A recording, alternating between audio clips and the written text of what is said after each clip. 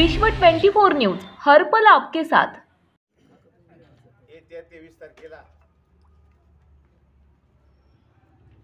आपल्या भारत देशाचे नेते माजी केंद्रीय कृषी मंत्री आदरणीय पवार साहेब यांची इंदापूरमध्ये जाहीर सभा होणार आहे। या सभेच्या निमित्तानं शिवसेनेचे नेते संजयजी राऊत साहेब, काँग्रेसचे नेते बाळासाहेब थोरात साहेब, आमदार संग्राम थोपटे साहेब, आमदार संजयजी जगताप साहेब, श्रीनिवास बापू पवार,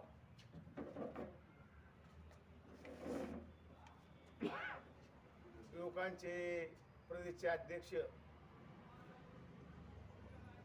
मेहबूब शेख आणि युवा नेते योगेंद्रदादा पवार या सभेला संबोधन करणार आहेत। आपण पाहतोय गेल्या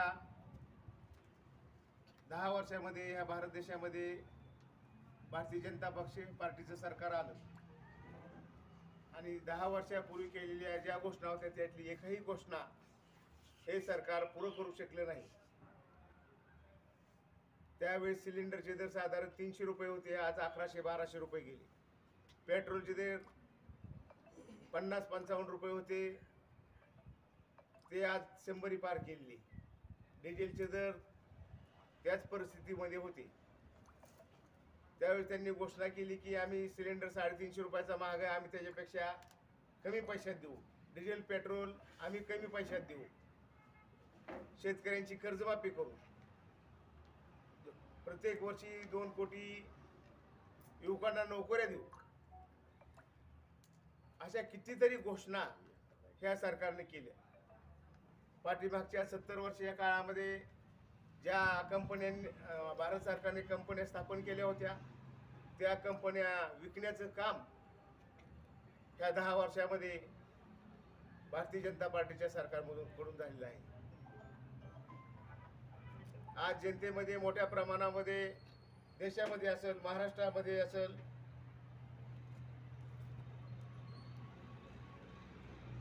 मोठ्या प्रमाणामध्ये भारतीय जनता पार्टीच्या विरोधात रोष तयार झालेला आहे। पाठीमागच्या काळामध्ये शिवसेना फोडली, परत राष्ट्रवादी फोडली आणि ह्याचाही रोष आज महाराष्ट्रामध्ये दिसून येत आहे आणि यासाठी जनतेमधून तर मोठ्या प्रमाणामध्ये उठाव झालेला आहे आणि या बाबतीमध्ये सर्व बाबतीमध्ये संबोधन करण्यासाठी आपल्या देशाचे आदरणीय नेते शरदचंद्रजी पवार साहेब, आपल्या बारामती लोकसभा मतदारसंघातील उमेदवार सुप्रियाताई सुळे यांच्या प्रचाराच्या निमित्ताने वरील सर्व नेते येत्या 23 तारखेला 10 वाजता इंदापूर मार्केट कमिटीमध्ये सभेचं आयोजन केले आहे। त्या ठिकाणी उपस्थित राहणार आहे। तरी हजारोच्या संख्येने इंदापूर तालुक्यातील बंधू भगिनींनी उपस्थित राहावं अशी आम्ही विनंती करतो।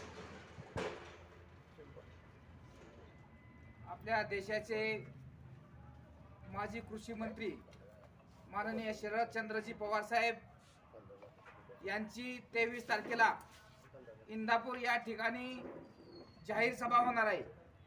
तरी इंदापूर तालुक्यातील सर्व महाविकास आघाडीतील पदाधिकारी यांनी सर्वांनीच जास्तीत जास्त नागरिकांना या ठिकाणी उपलब्ध करायचं आहे। बंधूंनो, मी आज या ठिकाणी महाविकास आघाडीच्या माध्यमातून शिवसेना पक्षप्रमुख उद्धव बाळासाहेब ठाकरे साहेब यांच्या आदेशानुसार ज्या वेळेस आम्ही मातोश्रीवरती पुणे जिल्ह्यातील सर्व पदाधिकारी मीटिंग होती त्यावेळेस आमच्या सर्व पदाधिकाऱ्यांना त्यावेळेसच आदेश दिलेला होता। महाविकास आघाडीच्या आपल्या उमेदवार सुप्रियाताई सुळे असतील, ज्यावेळेस महाविकास आघाडीच्या लाडक्या सुप्रियाताई सुळे यांची जाहीर झाले त्यावेळेस पासून आमचा शिवसैनिक इंदापूर तालुक्यातून सर्व सक्रिय प्रचारामध्ये झालेला आहे आणि सर्व ताकदीने महाविकास आघाडीतील सर्व पदाधिकारी सुप्रियाताईंना बहुमताने विजय करून आणण्यासाठी सर्वजण झटत आहेत और झटणार आहेत. एवढे बोलतो, थांबतो. जय हिंद, जय महाराष्ट्र. येत्या फायनल बोलते शनिवार दिनांक 23 मार्च रोजी सकाळी 10 वाजता बारामती लोकसभेतील महाविकास आघाडीच्या उमेदवार संसदरत्न खासदार सुप्रियाताई सुळे यांच्या प्रचारासाठी महाविकास आघाडीतर्फे प्रचार सभेचं आयोजन केलेलं आहे. आणि या सभेसाठी देशाचे नेते आदरणीय शरदचंद्रजी पवार साहेब, त्याचबरोबर शिवसेनेचे नेते आदरणीय खासदार संजयजी राऊत साहेब, त्याशिवाय भारतीय राष्ट्रीय काँग्रेसचे नेते माजी मंत्री आदरणीय बाळासाहेबजी थोरात साहेब हे उपस्थित राहणार आहे. याशिवाय पुणे जिल्हा राष्ट्रवादी काँग्रेसचे अध्यक्ष जगन्नाथरावजी शेवाळे, पुणे जिल्हा राष्ट्रीय काँग्रेसचे अध्यक्ष संजयजी जगताप साहेब, भोरचे आमदार संग्रामजी थोपटे साहेब, त्याचबरोबर या परिसरातील नेते शेतकऱ्यांचे मित्र श्रीनिवास आनंदराव पवार, त्याचबरोबर युवा नेते युगेंद्रदादा पवार या सभेसाठी उपस्थित राहून शेतकऱ्यांशी संवाद साधणार आहे. गेल्या 10 वर्षापासून केंद्रात भारतीय जनता पक्षाचं सरकार आहे. या भारतीय जनता पक्षाच्या सरकारने सत्तेवर येण्या अगोदर अनेक प्रकारची आश्वासनं जनतेसमोर दिली होती आणि ही आश्वासनांपैकी कोणतंही आश्वासन गेल्या 10 वर्षाच्या काळात पूर्ण झालेलं नाही. त्यात सगळ्यात लोकांना भुरळ पाडणारं आश्वासन म्हणजे भारतीय जनता पक्षाचं सरकार आल्यावर प्रत्येकाच्या खात्यात 15 लाख रुपये जमा करू अशा प्रकारचं आश्वासन भारतीय जनता पक्षाने दिलं होतं.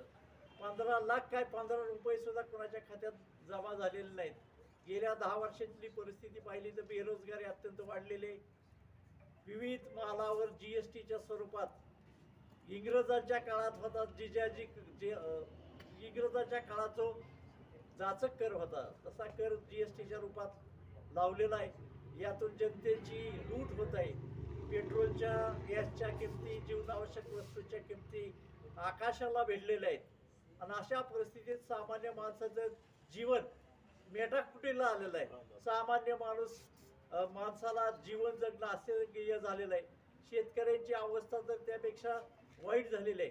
खतांच्या सबसिडीत कमी केल्यामुळं, अनुदान कमी केल्यामुळं खतांच्या किमती आभाळा एवढ्या झालेल्या आहेत.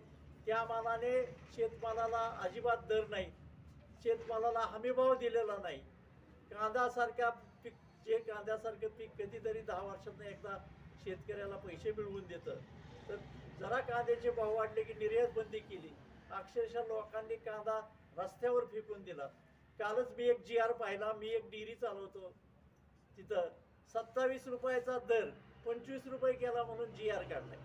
म्हणजे एक तर चारा पाणी, जनावरं पोसणं हे शेतकऱ्याच्या आवाक्याबाहेर आहे. 15 दिवसाला नगदी पीक येणारं दुधासारखा धंदा सुद्धा आज अडचणीत आहे. आणि त्यात सुद्धा दुधाचे दर वाढवण्याच्या ऐवजी दुधाचे दर ह्या आठवड्यात, उन्हाळ्यात शक्यतो दुधाचे दर वाढतात, यांनी कमी केलेले आहेत आणि शेतकऱ्यावर फार मोठा अन्याय केलेला आहे. कुठलाही नवीन रोजगार, नवीन उद्योग या परिसरात आलेला नाही किंवा नवीन रोजगार निर्मिती झालेली नाही. अनेक बेरोजगार तरुण फिरत आहेत.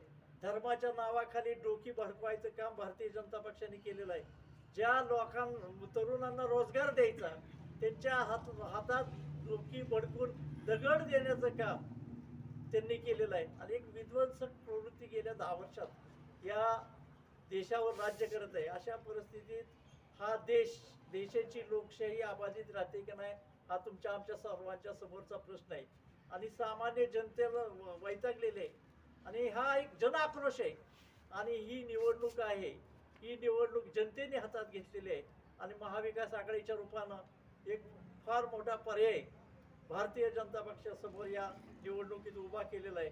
मला आशा आहे की इथला बेरोजगार तरुण शेतकरी आणि इथला सामान्य मतदार गेल्या 10 वर्षात त्यांच्यावर झालेल्या अन्यायाचा आक्रोश या संसदेत भाजपच्या या निवडणुकीत भाजपच्या विरोधात मतदान करून आपला व्यक्त करेल अशी मला आशा आहे.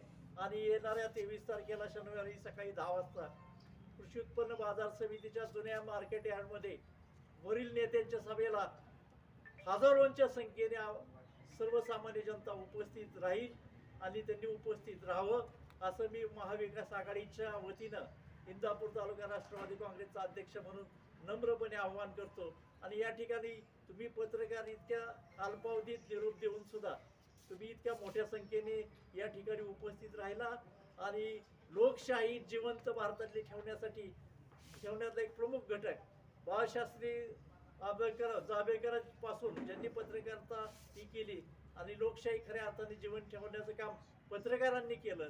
ते पत्रकार मंडळी सुद्धा आम्हाला या लढ्यात साथ देतील आणि आम्हाला पाठिंबा देतील अशी आशा व्यक्त करतो. आणि मी आपल्या सर्वांचे स्वागत करून आभार मानून माझं मनोगत संपवतो. जय हिंद, जय महाराष्ट्र. राज्यातील महत्त्वाच्या आणि आपल्या भागातील ताज्या बातम्या पाहण्यासाठी आजच आमच्या विश्व 24 न्यूज चॅनलला यूट्यूबवर सबस्क्राईब करा आणि बेल आयकॉन प्रेस करा.